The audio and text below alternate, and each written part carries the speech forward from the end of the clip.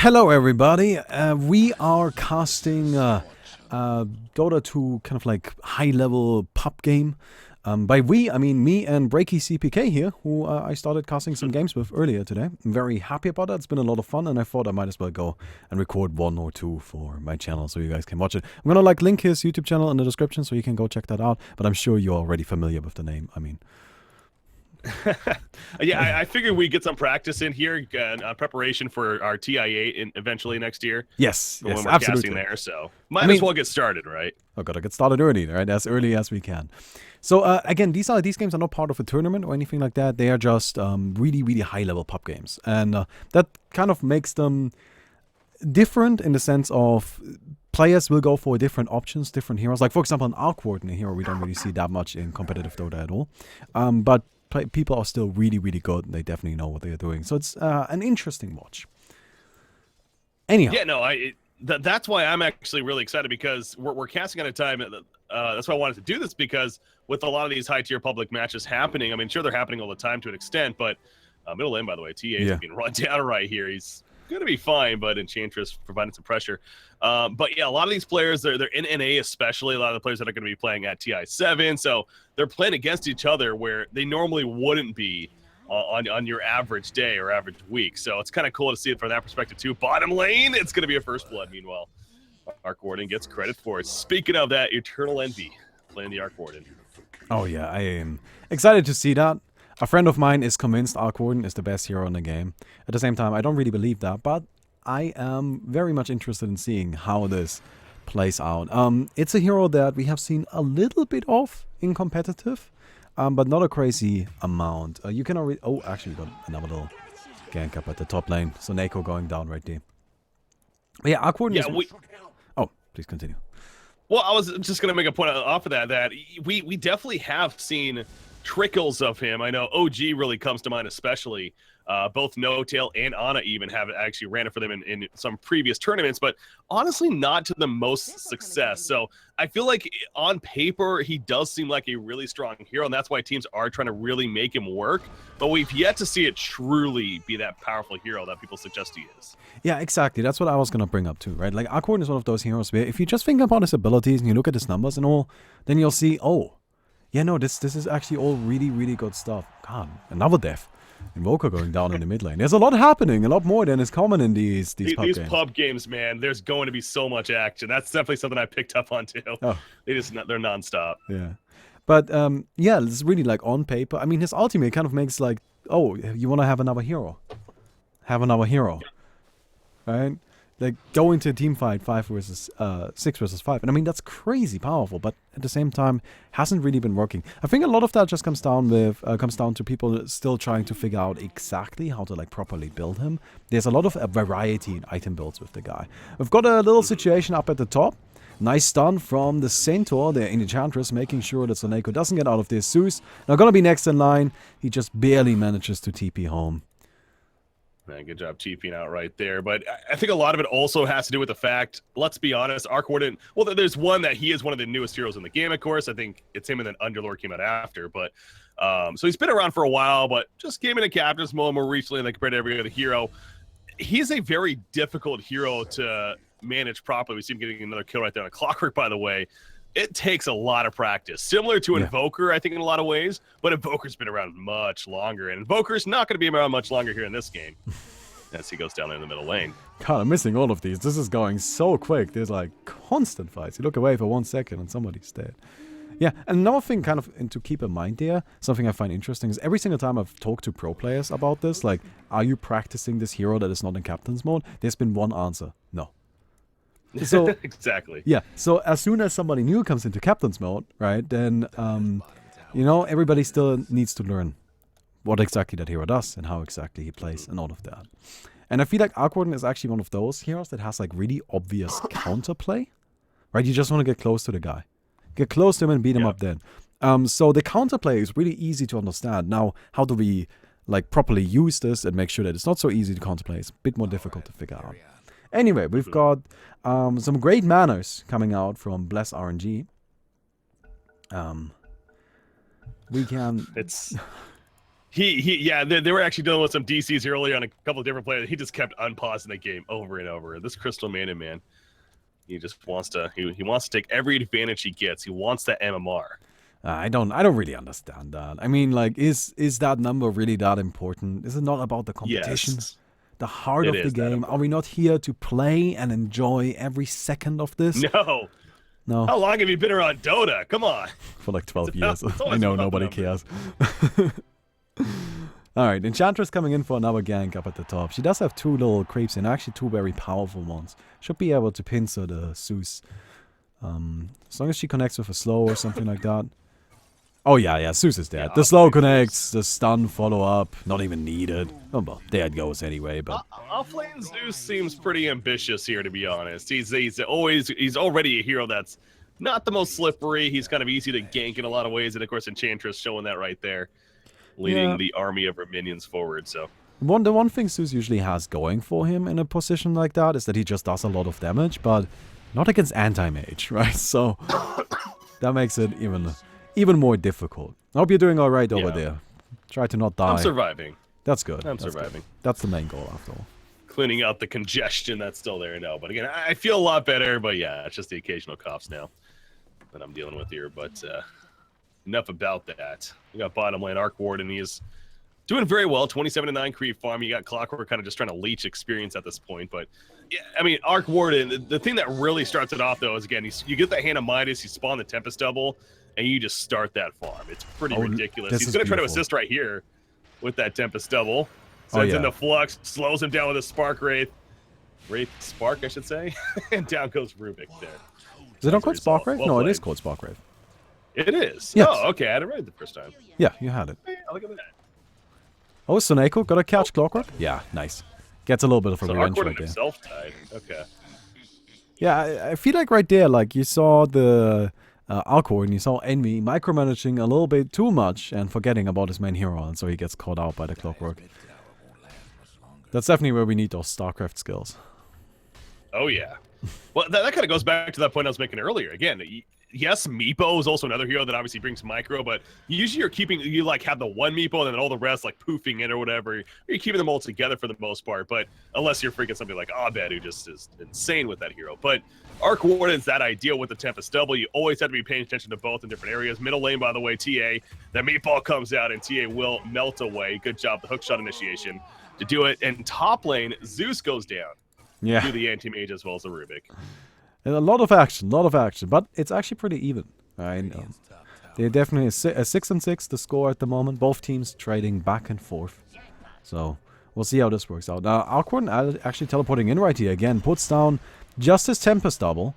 And they might be able to snipe this creep right here. I mean, that's actually pretty decent, yeah. 66 gold for the starter. We'll take that. What do you think of Enchantress as a hero? Enchantress is kind of interesting. You know, jungle's not really a relevant thing right now in the meta.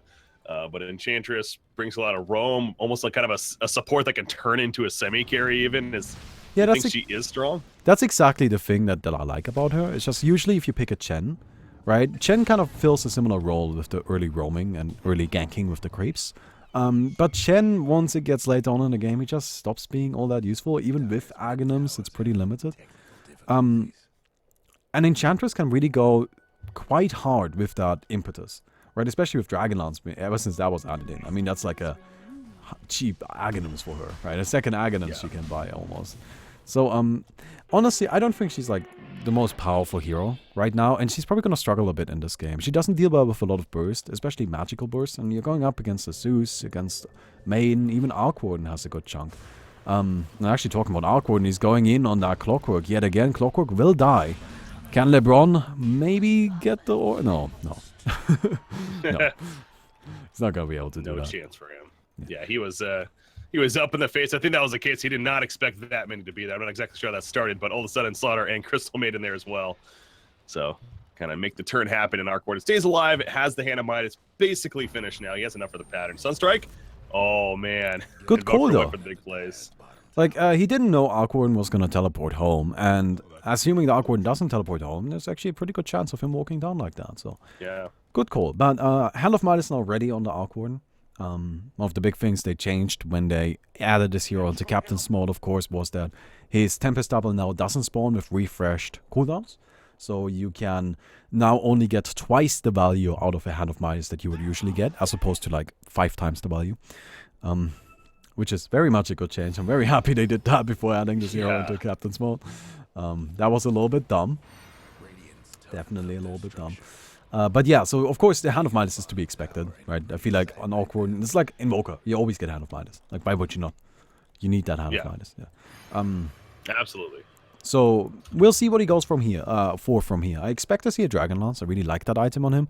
You know, he's kind of static, puts down a little bubble, and then wants to stay inside of it. So a Dragon Lance definitely helps with being able to shoot people that are further away.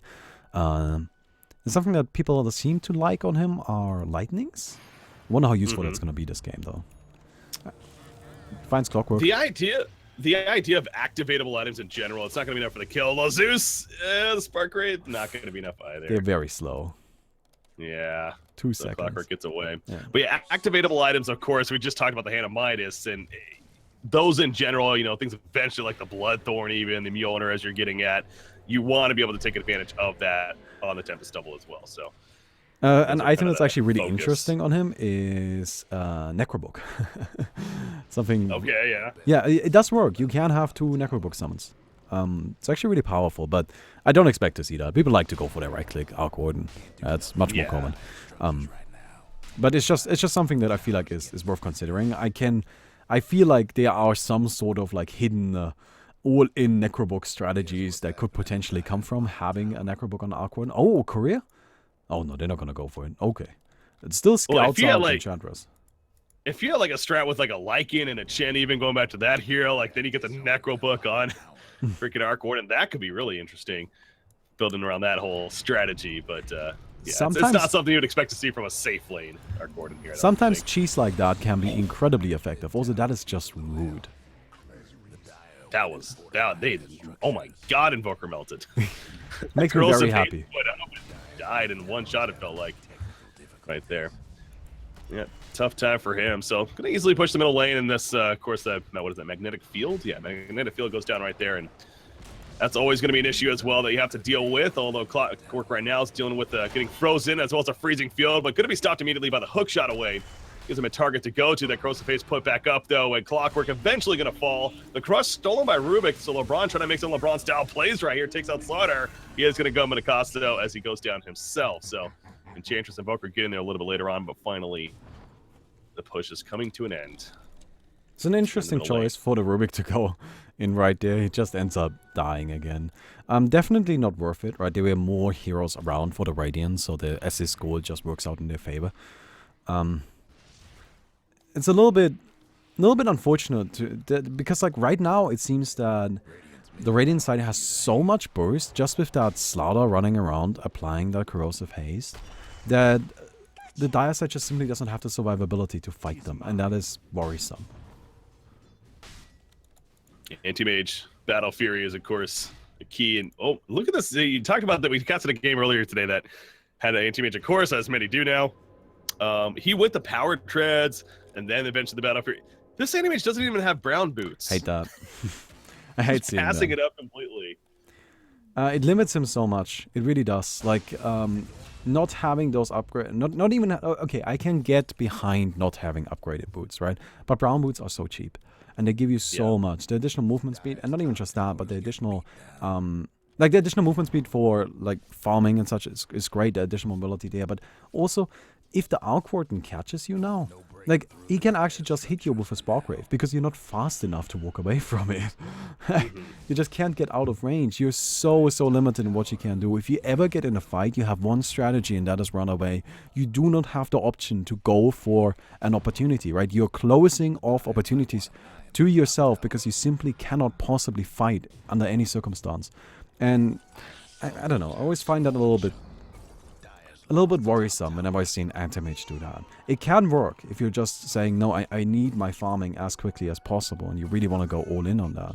But at the same time, it is very risky. Now, he does get an early Battle Fury, though. 14 minutes is not the fastest, considering he doesn't have boots, but it is acceptable, right? It is still within the realm of, okay, that you're on track to become powerful. Yeah. So has that now, and again, get that, at least the boots, and then build up from there. Probably go a lot more traditional. Seems like he even has the Vlads queued up in full on top of that. This Invoker, another kind of interesting item build for him coming out. Goes the Urn on top of the Hand of Midas. What's over here, by the way, Roshan? Oh, the Urn is a pretty old school little thing. Cold Snap with Urn works, so you can do quite a bit of stunning with that. Meatball comes out. That's gonna be a dead roasted fish. We're gonna have TI also just die. Like, there's not much she can do. She does actually get a kill though, so that's pretty nice. But amplified damage is on Roshan. And so is the Desolator. They'll actually be able to use all of the minus armor from the Radiant side to sneak in this kill themselves. And they do get it rather quickly. That's very well done. That's a big deal. Yeah, but that was, again, a very ambitious play by the Radiant side. In fact, our Coordinate's going to go down to 2. On top of everything right there, this entire side has gained insane momentum, especially when you factor in Anti-Mage just free farming now with that new Battle Fury. That's exactly what they need. That's exactly what they need right here. And now we have boots on Anti-Mage, right? So he is going to be farming up, and this buys him so much space, so much time, right? They'll really be in a position to actually win. It was looking a little bit worrisome a second ago, and I think this game was about to snowball out of control, assuming they just straight up get that Roshan kill. But intercepting that, choosing to go in right there and taking that risk was definitely the right play, and it worked out great. So, bottom lane, and before we get into that thought once again, they definitely want to pick a fight right here. Clockwork, hookshot is ready, looking for that target. Thunder, Zeus is actually going to be the initial target. He cannot get off the ultimate that whole time. I believe that was a battery assault right there. Battery assault and cold snap. He couldn't do anything. They're going to go for the slaughter. Yeah, he goes down as well. Posing for them. And that's 3 dead. TA is probably going to be a 4th. He's going to take LeBron Dota with him. The fraction is still up, actually, but it is going to wear off right there. Has him in 1 second. Going to go for the kill on Invoker. Will get the Aegis popped, but TA is going to fall shortly after. Arc Warden just meanwhile at the top side of the map. Not looking whatsoever to be involved, understandably, but that is an easy tower kill. Yeah, that was... a lot here. You can see the damage potential from the Radiant side there. They hurt bad. Like, that, all of that physical damage output is insane. But at the same time, they're just simply not taking good fights. Like, the Dire side sees an opportunity and takes it. They see another opportunity and they take it. And then they see, okay, right here's a weak point. We can force something here. And then they go and do that as well. While the Radiant, they're just running around with 2 heroes dying.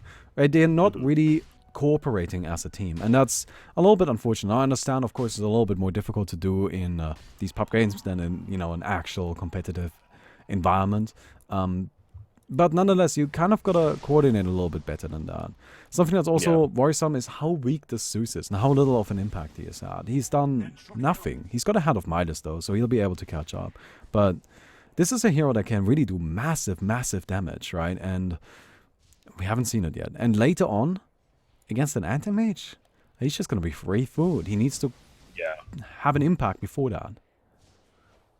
Yeah, that's the biggest thing for me. And on top of that, again, it goes back to also the offlane Zeus in general. He wasn't really set up to be in a successful spot, really.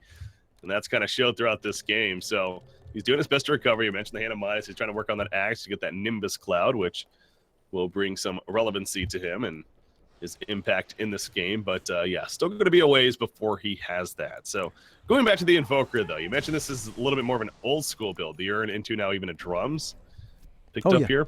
Yeah, that is very much an old school build. It's really straightforward. You cast Cold Snap on somebody and then you Urn of Shadows them. And then they'll be stunned repeatedly for that entire duration because Urn lasts longer than Cold Snap and it triggers every single time it can. It's actually really nice.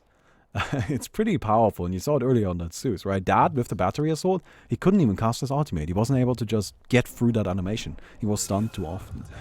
It's also a build that kind of makes him a lot more tanky. The new Urn does give additional armor, right? 2 additional armor. It does also allow him to just, you know, heal himself up in the middle of a fight, kind of similar as if he was always carrying a healing self. You can see he is sitting on the power treads as well. And I actually think that's much more telling than anything else. This guy going for power treads, really the item that says, no, I want to be able to survive for a little while longer here. I want to have that option. Strength treads, magic wand, drums. He's worried about dying.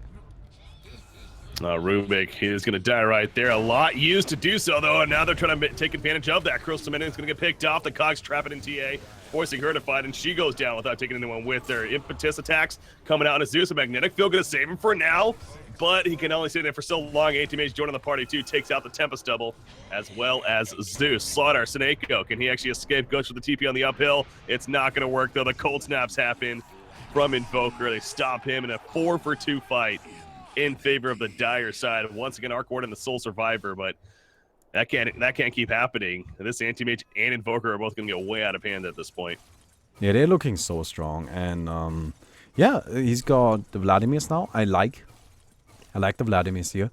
I've brought this up earlier as well, but you know, Vladimirs is really an item that just says, I want to be ready to fight if something happens where you need me. And that's exactly what they need here, right? They just need to be able to be ready to fight because they are winning these fights now. They are just in a position where they're constantly, every single time there's an encounter, they're coming out ahead.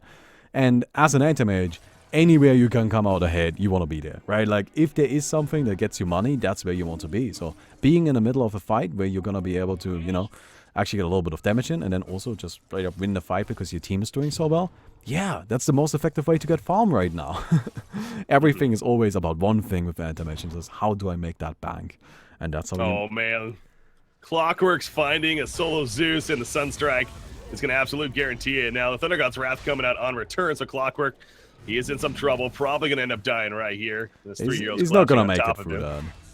He shouldn't. He shouldn't. He has no right to survive that. But no. Definitely not worth it. No. Nah, definitely not a great play. They're gonna jump the Enchantress right here as well. The Alcorn throws down the slow, but they group up. Well done. And then LeBron just abandons him. TP home. Do they have a stun? No, they don't. So Neko not even attempting the bash.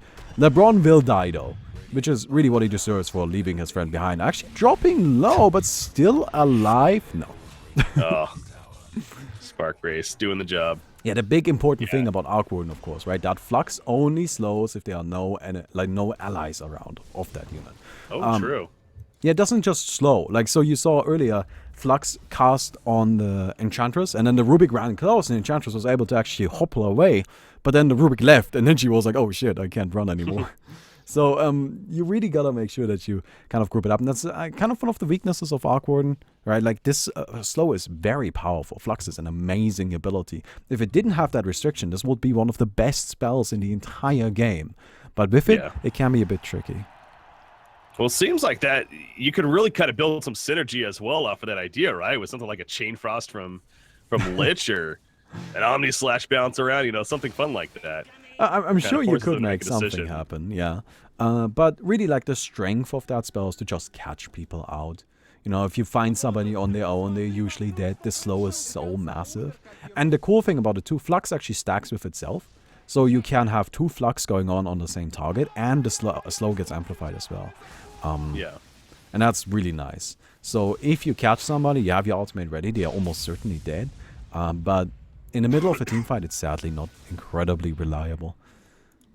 So Neko now dashing forward. He's hoping to find somebody, but there's nothing around. We see a Medallion of Courage on the Slaughter, so really maximizing the minus armor. And I like that. You know, with the TA as well, they've got the Desolator, they've got the Meld. They've got 15 potential minus armor on the TA, and then another currently 22, like 37 overall potential minus armor on this team. That will slaughter anybody. Like, they will just get murdered. Absolutely torn apart. We saw a fast Invoker dropped earlier on, so I'm looking at Zeus here. I mean, he has 2,000 gold saved up now, so he is trying to finish that Axe. He needs about 1,200 more before he's actually got it. But part of me almost wants to say, like, he should just get like a Forest Staff. You know, that's a great item to have against Clockwork alone, let alone this team in general. But he's trying to prioritize the Axe. How powerful is the Nimbus going to be? Like, is it that important for him to get? I wouldn't say so. I think this Nimbus is this player saying, well, I'm gonna die anyway. Might as well throw something down that survives after I'm, you know, like, after I'm out. Because he has died 5 times. He hasn't really had much of an impact. Honestly, I'm not sure why you would go for the Nimbus. It's not even just that, you know, like, the Force Staff would be better, and I agree with that. I would rather see a Force Staff, but Bait of Discord on Zeus is always awesome. Ethanlance is always awesome. Blink Dagger alone would also be great. I'm not saying Aghanims is a terrible choice. It is a little bit surprising, though, and I would have to imagine that a big part of that decision is, I would say, more emotional than rational. If that makes sense. Yeah. Oh, actually, he's dead. Nice. So the axe will be even a little bit longer. Yeah, like Finished right the here. Aghanim is just gonna be like him throwing down the Nimbus, and it's just like, just kill me, right? Because like now he has a thing that will do damage even with him not being there. It does also add quite a bit of global presence, so that's a nice thing. Crystal Main gonna be jumped, and she does not even get a moment to hype her up because she dies so quickly.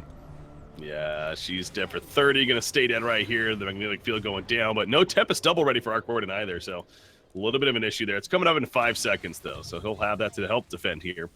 At this point, he does have a Phil Mjolnir finished as well, but Anti-Mage keeps on pushing. He does have the cheese. They have an Aegis on Invoker, but it's going to be intimidating enough to fall back right here. The Tempest double up. They said they're going to actually do enough to kill that at least. It did actually do a good chunk of damage with that Mjolnir. Like, that did quite a bit of hurt on the dire side here. Yeah. And they're going to be forced to retreat after that. So that, surprisingly enough, worked out. I thought he was just wasting his ultimate, but no, he did chase them away with it. All right, yeah, it keeps them at bay. And again, even with the Aegis and the cheese, they decide it's not worth it. So there must be some item that they're trying to get here. Okay, Invoker doesn't even have his Ags yet, so that makes a little more sense. He's building his Aghanims now. But yeah, Invoker just feels so slow without that. So one of the problems the dire side has is they don't really have a frontliner. They don't really have anybody they can just stick on a tower and have them push. Like, for example, a Templar Assassin. Right, like if you're trying to break into the enemy base, you can't just kind of have the TA sit in the front and just hit the tower and force the enemy to deal with her. The dire side doesn't have that. Like, Invoker can do it a little bit with the Forge Spirits, but not really a crazy amount, and it is very much risky. Right, Anti-Mage doesn't like doing that. He likes to jump in after the initiation has happened. So you can see the Anti-Mage going for the Assault Class, which will definitely help him become a little bit of that frontliner, right? The minus armor, of course, applies on towers. He also has an Assault Cross and Vladimir's now, which is very much saying, those guys have too much minus armor. We gotta deal with that. Well, Clockwork gonna try to do a slaughter right here. Traps him in the cogs. Has more support coming in. Freezing Field doing plenty of return on the Clockwork, but Invoker assist to finish off Slaughter. There's that Nimbus, but down goes Crystal Maiden. And Invoker gonna finish off the Nimbus on top of that. You see how long it took to kill that, though? What's up? Did you notice how long it took to kill that Nimbus? It did take a while, yeah. Yeah, so it's really difficult to do that in the middle of a fight, right? Like, imagine you have to spend that much time in the middle of a fight just killing that stupid cloud. So that is definitely going to be something that needs to be worried about. And that is something that could be impactful. Yeah. I'm not entirely sure where we see this item here, but at the same time, once Zeus ever, maybe, possibly gets to level 20, he also does have the 0.5 seconds Lightning Bolt Minister. Trying to find the good side here, you know. Meatball coming out, TA taking quite a bit of damage. She will be fine, of course. BKB also ready on her, which is absolutely the right item to get 100% of the time. That's what she needs to grab here. So, good. Right, smart choice right there. Arc Warden also now picking up a Shadow Blade. I still would like to see a Dragon Lance on him, honestly. Right, like the additional range is very helpful. But at the same time, I think he's just mostly planning to backdoor a lot. You can see he summons the illusion, immediately sends it into a lane, and starts pushing it down.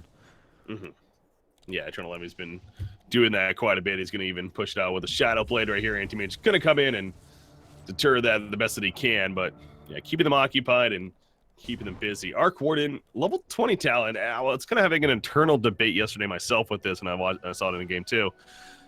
Which one do you lean towards? Cooldown reduction impacting everything feels really strong, but 100 attack range also not bad. 100 attack range every time. Okay. Yeah. No, the 10% cooldown reduction isn't really as much as you might think. Like 10%, if you just like strictly assess, I mean, what is the most powerful thing that gets reduced in cooldown?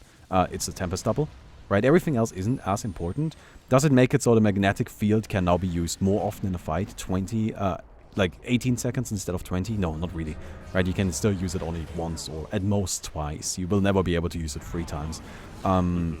Spark Wave is not really that important. Flux, same deal as with the magnetic field. And the Tempest double, yeah, it gets reduced by 4 seconds, but 4 seconds on that is not super important. 100 attack range is massive. That is a lot of attack range.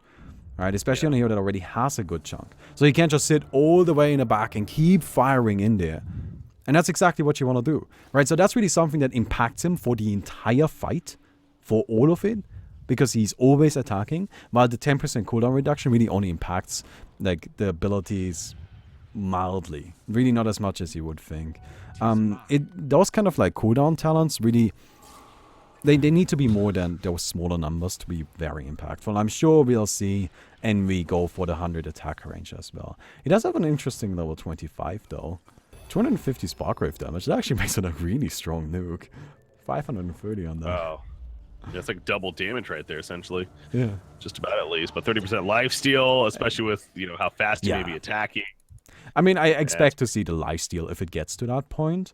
But this is the first time I've actually looked at that 25 talent. And that is a very interesting one. That is surprising. It is. Hey, there's something like land that. once again. Pushing. She's still ready. Anti-Mage gets that quick kill on the main. Ooh. Deleted. That's what that we just say. feels mean. Well, they're gonna go ahead and push in. You can really see the Anti-Mage is now actually frontlining, right? And this is what is really the big benefit of having that Assault Cuirass, the Vladimir's, even putting the boots on strength for a little while. Immortal now coming in as well. They'll probably Alacrity the Anti-Mage. No, they're gonna Alacrity one of those little Forge Spirits. Can't push right now. Nice thing about Outborn's magnetic field, it works on towers. So can't push. I've noticed that. Yeah. No, it's a really interesting ability like that. There's not a lot of spells that work on towers, but this one does, and it just like gives them attack speed and everything. You can see. Oh my god! Oh wow! Well he done. Just got blowing up, and he's dead for 100 seconds. Clockwork gonna try to hold him off the best that he can now, as far as the retreat mode coming out right here. But Seneko, he's in pursuit. Arc Warden also is. That is the main Arc Warden right here. Shadowblade, he's hunting them down. They do pick off Clockwork in the back lines. Tempest Double is spawned on top of this, trying to slow down that Enchantress, but it is difficult with that Untouchable also kicking in. So the Spark Wraith is chasing after the best that it can, and eventually is going to connect. There we go, but a little bit too far away to make any kills happen. But this is going to be a counter push now, and again, Anti-Mage is dead for a whole another minute here. Yeah, that right there was the power of that minus armor, and it's crazy. As Anti-Mage has an Assault Cuirass and a Vladimir's and a Manta Star. He has everything in the book to deal with all of this minus armor, and it's just not enough. It's just so much. They have so much minus armor with these two heroes. It's crazy. Yeah. And you could see, like he's really supposed to be kind of tanky here, right? And he just got dropped in an instant. Like, I didn't pay attention for half a second, and he was dead. It's crazy. Yeah, no, he melted. I mean, I also honestly think a lot of it was Zeus with the Static Storm and the Nimbus, or Static Field, excuse me, in the Nimbus, kind of kicking in and deleting that life. So that's going to be a tier 2 tower as a result as well, and that's all the outer towers now destroyed. Yeah, that's one of the things about the Zeus Nimbus, right? Like, even though I said earlier, I think it's not really like the optimal choice. It's one of those items where it's just like, yeah, okay. I mean, it may not be the best option, but you're gonna deal damage. Like, it does deal damage. It's just another Lightning Bolt, and Lightning Bolt is one of the strongest nukes in the game. So having that is pretty powerful. Yeah.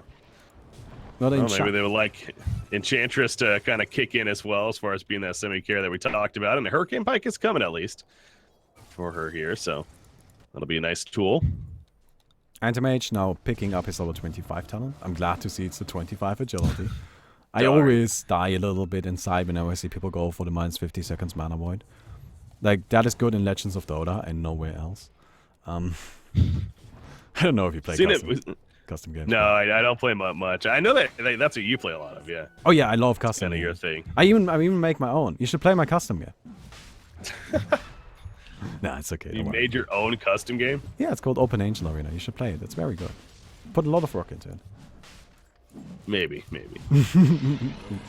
I can feel how convinced you are by this. Second totally cheese for the dire side here. Nah, don't worry about it. I'm just joking. Rubik.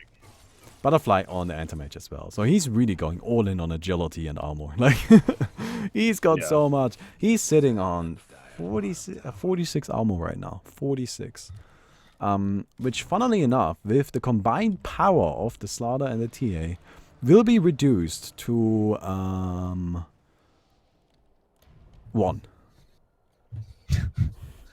If it all lines up, yeah. Well, it's not that difficult to do it. Like, that's the thing. Like, that's it, the difficulty here is Zoneko being within, I believe, like, 500 range, and the TA ever hitting him. True. Yeah, I guess it isn't that bad. You're right. So it is a real problem there. Like that minus armor hurts. It definitely hurts.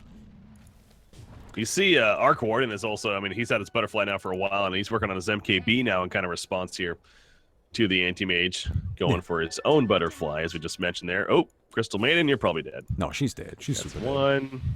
She's mega Gonna root dead. them up. But it's just a matter of how long she lives, and there we go. Gives up the frostbite to Rubik right there. Roshan, he's still got a little bit of time. Oh wait, they just killed him. That's right. Yeah, they just killed him. So never mind. they Anti-mage still has got that anti-mage edges going on, and I think they should really try to use it, right? There's no clear winner in the late game here. Both teams can definitely go for the really late game strat. It's best to not risk it, especially since right now I feel like the dire side is definitely at a point where they can still take these fights and just force something, and having that edges is very, very helpful. And yeah, they're all coming quite a bit. Yeah, this is like take number 4 or 5. It feels. They keep on trying. Wow, Enchantress. Yeah, barely gonna survive. She gets 4-staffed away. You do see the big burst onto Enchantress finally finishes the job. Clockwork on the front lines with that blade mill active. TA is being pushed back by the cogs despite her PKB efforts. I don't know if she's getting out of this one. Anti-Mage running her down. No, she gets frozen at the last second. However, Invoker will finally... No, he can't even finish the job either. Down goes Clockwork in the back lines. And now Anti-Mage has to be careful as the magnetic field is being an issue right here. Arc Warden going to sit inside it. Slow down heavily on the Anti-Mage. You see the Spark Race doing work right here. Anti-Mage now is going to end up dying. That Age is going to be popped as a result. Invoker on the outskirts uses the Ghost Walk. He needs to get away. Slaughter was picked off here, but ILTW, I don't know if you want to stick around, man. Yeah, he pops the Manta style. He's going to fall back. That minus armor burst is ridiculous. They literally two-shot the Enchantress. 2 attacks. And she was done. And that wasn't even with all of their minus armor. It's completely out of hand. They just can't get past it. They can't win fights like this. They need to find some tool to deal with this, right? And I'm kind of struggling to see what exactly that could be. A Lotus Orb of kinds to purge off the amplified damage. You know, you gotta have quick reactions for that, but I mean, this is pretty high level Dota, so gotta be fast, right? Yeah. But other than that, it's just a real struggle. I mean, you can't BKB against it. That doesn't work. Maybe buying a Shiva of sorts on the Invoker might be a worthwhile endeavor. Because currently he's sitting at 8 armor. Hex is actually a pretty nice idea. I like that. You know, just say, nah, we gotta be more aggressive than them, right? Don't even let them attack. Oh no. -8 melt armor. This is starting to get just... They are all in on this minus armor strat. And it's working. God. Minus Ema. So wait, that makes it so the meld does 16 minus armor now? Yeah, 16 minus armor plus 30 from the Slaughter plus another 7 from the Desolator. So it's 53. It goes out over the refraction. Crystal Maiden going to be caught again. Saw it happen last time though in the big picture. Wasn't really the biggest deal. In fact, Clockwork, that Nimbus, is doing some work there. He actually took quite a lot of damage there. Yeah, how did they push the high ground? It continues to go back to that idea. It's like they don't have that front line, as you stress, and this counter push is clearly very strong on the Radiant side, and also Eternal Ambient continuing to be so annoying. This is something that not a lot of teams consider while drafting, right? Like, everybody thinks, we need a carry, we need supports, we need a mid. But people don't really think we need somebody to just walk in the front and hit the buildings. That's one of the reasons why Shadow Shaman is so fantastic, because Shadow Shaman is a support that can kind of do that, right? Or Dragon Knight is incredibly useful, simply because you can just go Dragon Form and hit some buildings. But right here, they are lacking in that regard. The tower is still standing, it is still healthy, and they just can't get in there. Now, what does the Anti-Mage buy next? That's another problem, right? Like, how does this guy progress from here? You can see he's going for that MKB. That will definitely help. That's a lot of damage. But then he's not going to have a Basher, right? I suppose he could drop the Vladimirs for the Basher, which is what we're probably going to see. But a Basher in that last fight would have really mattered a lot. And I feel like Basher on Anti-Mage is such an important item. You really got to get it every time. So, especially the full-on Abyssal Blade. Yeah, of course. Like, that's always what I mean. Like, if I mean Basher, I mean, like, straight Abyssal Blade. Yeah. Like, the smaller one is not really the scariest thing in the world, but that's something that's going to help them deal with, you know, just like the TA running away. Like, the fact that she survived in that last fight was that's a huge deal. That's Invoker going the AoE deafening blast, by the way. At I level love 25. that. Well, they're going up against a lot of like right click damage, right? So let's go ahead and get an AoE disarm. That seems like a good idea. On that note, actually, Heaven's Halberd. Yoi on that Clockwork is going for the Lotus Orb that I mentioned earlier, which I still think is a great choice. But the Heaven's Halberd on somebody would actually be pretty fantastic as well. I mean, maybe the Enchantress. The problem just is like, who is going to buy it? Oh, nice. They catch the Slaughter up at the top. Should be able to just kill him, yeah. Okay. Yeah, Scythe now picked up on Invoker, so able to use that to help drop him solo middle lane. Arc Warden sneaking up. Not going to be able to catch Clockwork, though. Instead, we'll push up the lane with his Tempest Double, though. He's going on a Scythe himself, so again, the whole idea of having the multiple... it must be so difficult playing an Arc Warden in the late game, man. You have all these activatable items on 2 different heroes that you just have to think about using, as well as all of your abilities being activatable. Like, yeah, that's... I can't imagine how difficult that must be. Especially in the heat of the moment. It's a very stressful thing. We got to keep in mind, though, that this is Envy. This man doesn't think of the courier as a courier. He thinks of it as a secondary inventory. So we really can hopefully see a little bit of that micromanagement come into it. Right? I'm sure he's spent a lot of time practicing Arc Warden. He's still mostly sticking to his swift pushing strat. He's also very squishy, which is something I'm not really super excited about. I would like to see a Skadi, or just some general survivability. There's lots of tools you could go for, but only 2,000 health at level 23 with an item set this close to finished is a little bit scary. Yeah. That's kind of interesting, because he actually did have a Satanic queued up, now that I think about it, instead of the Scythe, but he switches it over to the Scythe here for the crowd control instead. But you're right, I mean, he is fairly squishy. Oh, Invoker, like they're gonna go for him. Oh my god, he's dead. They get him. Yep. Crystal Main's ultimate, I don't think even mattered right here. It didn't even do any damage. They're now running in. Oh my god, this is disgusting. Like, it's just rude. It's just rude. That's 2 dead. Invoker does have a buyback, but Roshan's going to be up actually in about 13 seconds. I don't know if they're going to be able to take advantage of that or not. It's crazy how much. The area. It's just 2 heroes, right? Like, it's not like they have a full team for their minus armor strat. It's just TA and Slaughter. And they are melting people. It's ridiculous. Absolutely crazy. Okay. Roshan is up. They see that there with the traps, but they are choosing to... I guess they can't see with the traps technically. Never mind, so... They are just going to keep pushing instead. The traps... Try to force the buyback. Yeah. No, they're gonna go into the mid here, and I mean this is a great moment to push. Absolutely, time to go, time to go. Invoker being down, you gotta go ahead and use that, and they catch the Rubik. Rubik's dead. Rubik is just straight up dead now. Oh my god, everybody dies so incredibly quickly. Anti-Mage now jumping forward. He wants something. Hexed up immediately by the Arc Warden now. He drops so low. One more attack. He will be able to go at least to the shrine. Goes to the Ancient. Gonna be able to run away. Nonetheless, Clockwork going down. Rubik going down. Slaughter now gonna be killed in return. So in the end, the buyback does end up working out. The Dire side does manage to defend their base, but they still lose a bunch of heroes for it. Yeah, it was a buyback though, and that's on buyback cooldown now for 7.5 minutes. So something that Invoker's gonna have to be very careful about. Again, they do see they run by the Roshan pit again. I don't know if they've 100% confirmed, but they got to figure by now that it is up. It was a pretty early respawn, to be fair, and Anti-Mage actually will spot that and gonna go right into it. So they're taking the Roshan, but they do not have 2 of their supports here. It's an interesting choice that the Anti-Mage went for BKB. Like, he dropped his Vladimirs and picked up a BKB. I'm a little surprised by that. I guess he doesn't like the idea of being hexed, you know. But Roshan will die. Bless RNG going in. Crystal Maiden dead. He tried. Valiant effort, I guess. Very much tried. All of a sudden, see blue right there. And I'm like, wait, who the hell is that? Crystal Maiden jumping in with a blink dagger. Yeah. Wait. He's dead for a minute. He has a cheese in his inventory. Who's that? Oh, Crystal Maiden got the cheese. Okay. Yeah, she got the cheese. Well, I mean, so actually, in that case, that's kind of alright. I mean, she's still dead, and they still need her, but Anti-Mage. Oof. Yeah, if he didn't get force staffed out, he probably is dead right there. Again, he has the Aegis, but you don't necessarily just want to give it up for free. So they're going to kind of recoup, heal up. Double damage rune is up here, so they want to pick that up first for sure. They really want to try something. Who's that going to? That's Seneko. Well, he's actually going to be gone on by the hook shot.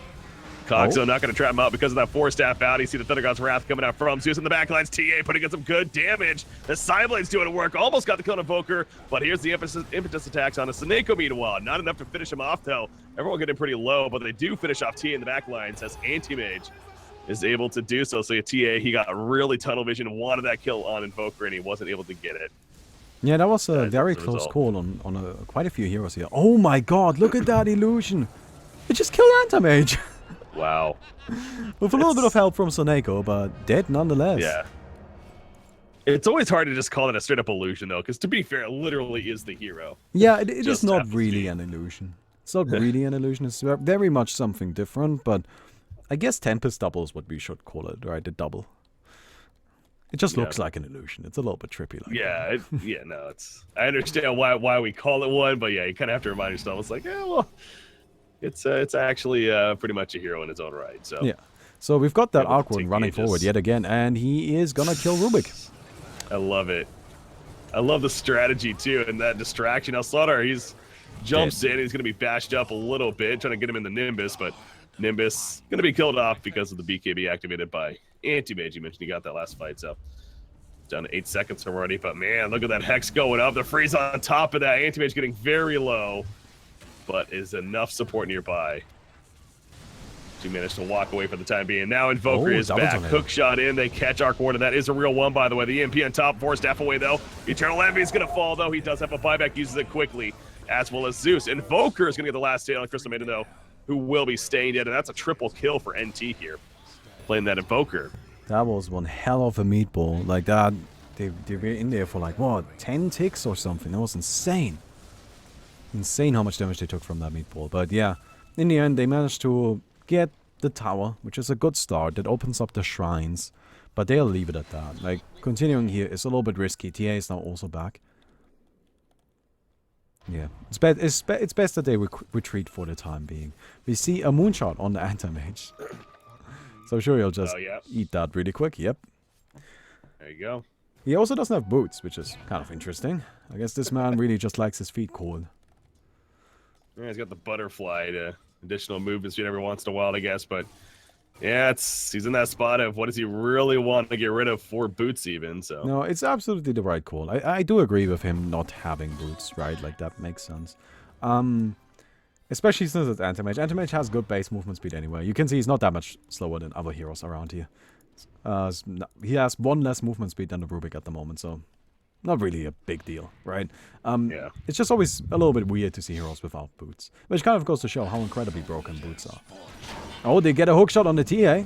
She's taking a lot of damage already, going to be pushed past the power cogs, but the BKB keeps her going. Now going on LeBron, a few right clicks are going to do it, and down she goes, but Enchantress in the background dealing so much damage, and down goes the TA. She can't tank that. She can't tank that at all. And this is the power of that Enchantress. Right? We talked about her early on in the game. This is something a Chan wouldn't have been able to do. But an Enchantress, well, that impetus goes through BKB, goes for everything. Just does massive, massive amounts of damage. She's now dropping low. Amplified damage. One more right click. Ooh. If that lightning had proc, that would have been a kill, but not quite, and she ends up being fine. Yeah. Well, that was close, but again, the untouchable. Oh, the Nimbus almost finishes him off. Seneco's trying to finish the job for sure, but still kiting away. And now Seneco's actually in a pretty dangerous spot. Double damage rune spawns right next to him, but he cannot pick it up in time. And Seneko will fall, getting a little bit too deep. Anti-Mage picks up that double damage rune, and now pushing out here in the middle lane. Slaughter, he's dead for 80 seconds right here. No buyback. With no buyback. I don't know what he was doing there. That was a little bit deep. Let's just put it that way, right? Like, he really dove in a lot. They got a little bit of defense from this Awkward, already throwing out the Hex. Yeah, this illusion, excuse me, this double is already just so incredibly impactful. Like, I don't know. And the thing is, like, this hero still has room to grow, right? He can finish up that Shadow. Actually, I guess not that much. Yeah, he did. Yeah, Silver Edge, Refresher maybe. I mean, yeah. In the backpack. No, he's gonna finish up the Silver Edge. Silver Edge is actually nice. That matters against Anti-Mage. Because, like, if you get the Silver Edge, you disable his passive, right? And that, strictly speaking, means that both your Monkey King Bar and your Mjolnir do deal more damage. Maybe not the most significant thing, but it's something. And I guess we'll take it, right? So far, Anti-Mage is the only one with a Moon Shard eaten. I was just double-checking that. Right there, Arc Warden. Definitely that's something he could think about, too, of course. After the Silver Edge here. Expect we'll see it. Arc Warden is very, very good at farming. Oh, the hook shot forward. The push out immediately. Invoker coming in. The big Deafening Blast. Double Deafening Blast. Double Meatball. Double Sunstrike. Everything doubled up. Crystal Maiden gonna be melted. A nice little puddle on the ground. 3 heroes dead. No buyback. It's only Slaughter and TA. Yep, Arc Warden staying dead now. And as you mentioned, the double everything. I noticed that refresher he had going into this fight, and that double AoE Deafening Blast was freaking huge. Yeah. From the Invoker right there. That really just sealed the deal. Obviously, plenty of follow-up, and that's going to be good. Dire Sag going to win this one. Probably, unless we see the craziest 2-man versus 5 fight ever. Would be quite exciting, but it doesn't seem like they'll even try. No, they have resigned. Yeah. They are okay with going out in this one. And in the end, surprisingly enough, the Dire side actually manages to push through. That was a good effort by them. So who was on the Dire side there? The known players was ILTW on the Anti-Mage. We had LeBron on the Rubik. Right there were the 2 big name players that stood out. So congrats to them. Feeling good. The Eternal Levy Arc Ward. And he's been practicing that hero a bit, though. So I almost expect to see him play at TI once or twice for the new Cloud9 team there. Look at the graph. The team XP and net worth. It's a very interesting looking one. Oh, wow, yeah. It's like they had hope all of a sudden. I mean, Eternal Envy helped climb them back in, and then it just didn't. Yeah. Yeah.